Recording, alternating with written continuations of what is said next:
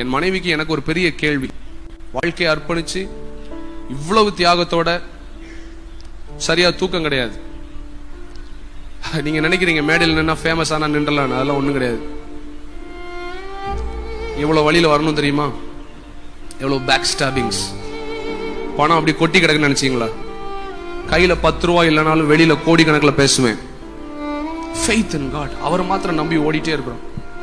இவ்வளவு எதிர்ப்பு வந்துச்சு.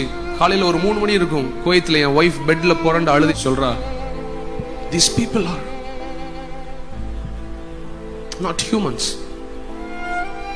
வந்த வாட்ஸ்அப் வீடியோ, வந்த யூடியூப் வீடியோ மத்தவனுக்கு ஃபார்வர்ட் பண்ணும்போது இன்னொருத்தனுடைய வாழ்க்கை சம்பந்தப்பட்டதுன்னு உணர்வு கூட இல்ல.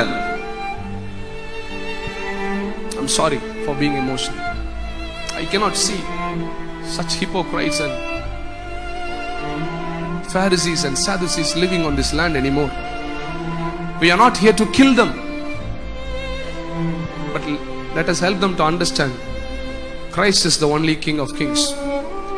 Tamil Nadu needs Christ. My relatives are still Muslims.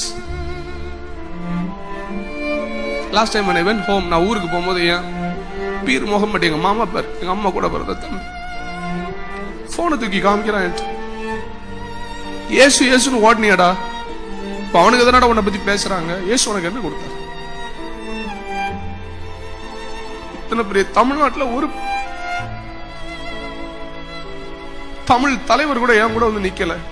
With what face will I share gospel with what face I can tell him that Jesus loves and Christians are full of God's love?